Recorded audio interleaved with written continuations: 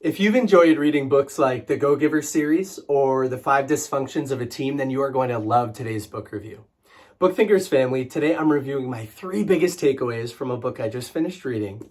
It's called Easier, and it was written by Westfall. The subtitle of the book reads, 60 Ways to Make Your Work Life Work for You. This book has the narrative style reminiscent of the books that I just mentioned. I like to call these business fables. They combine the best of fiction and nonfiction.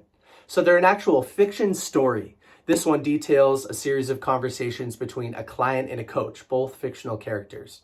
But while you're reading the book, you're actually learning real nonfiction lessons that can be applied to your business or your personal life.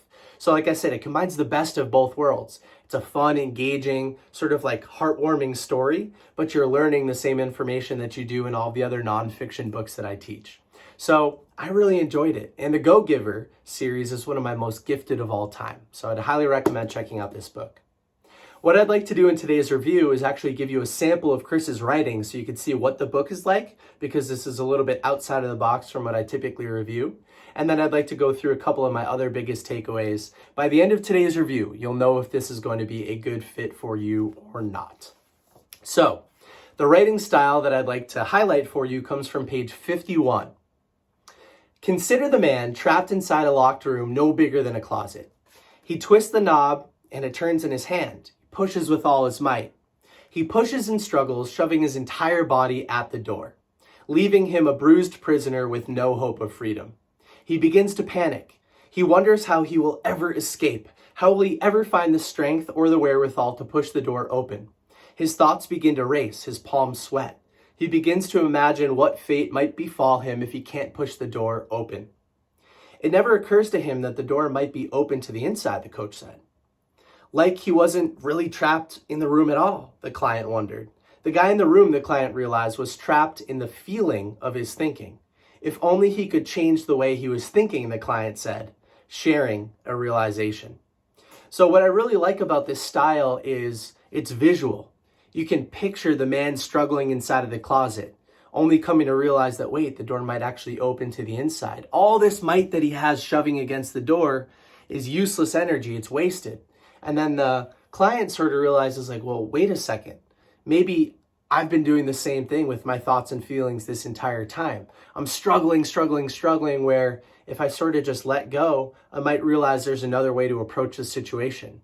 So that begs the question in your life, watching today's review, where might be you applying too much pressure, and in reality, you sort of just need to let go and rethink the situation. So I wanted to share that because, like I said, it gives you a sense of Chris's style and sort of what the book is like and how it actually teaches these nonfiction lessons and asks really good questions of you. The second lesson today comes from page 99, and there's a line that says, try that chicken salad. The idea here is that if you're going and getting the same lunch every day, you sort of already chalk it up as a waste of time. You're like, I've already had this lunch a bunch of times. It's going to be no different. It's not really that good. Whatever, that's lunch.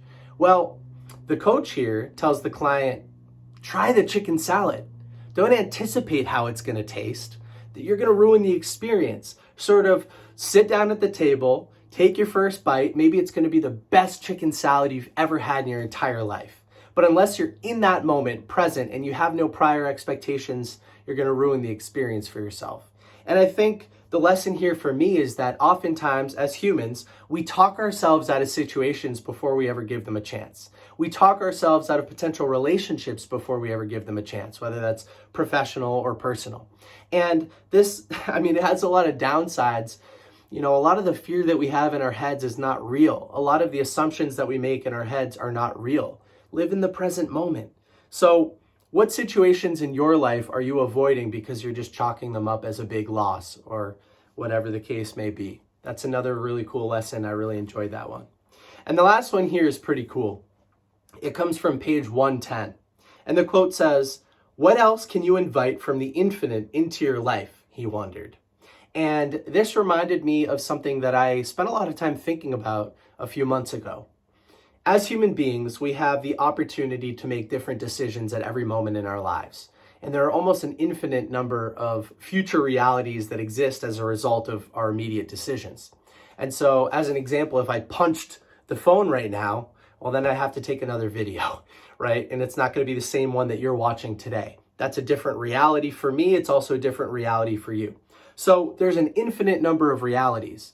What can you invite into your life today? What opportunities exist today? What potential relationships exist today? What potential business opportunities exist today that you can invite into your life that give you a better future outcome? Because remember, there are an infinite number of future outcomes that exist today, and your decisions dictate what's going to happen later in life.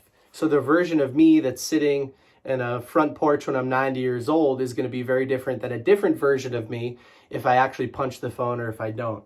And that's kind of a confusing thought, but these questions and these thoughts from the book sort of really resonated with me. I did a lot of journaling and I spent a lot of time thinking about them. This is one of those that you sort of have to sharpen the saw. What 20% of decisions are going to lead to 80% of the success, and yeah, I really enjoyed today's read. Like I said, it's that parable fable style that combines fiction and nonfiction, so it's really easy to read, but you can learn at the same time. You'll fly through the book, and it has one of those sort of like heartwarming sort of endings, but then there's like a twist, so you'll love it. I don't want to spoil anything else. So if you enjoy what you learned today, grab a copy of the book. If not, send me a DM, and I'll try to convince you anyway, because I think everybody should read this book. And that's it for today's book review. Comment down below. Let me know if you have any questions. And other than that, go read something. Bye.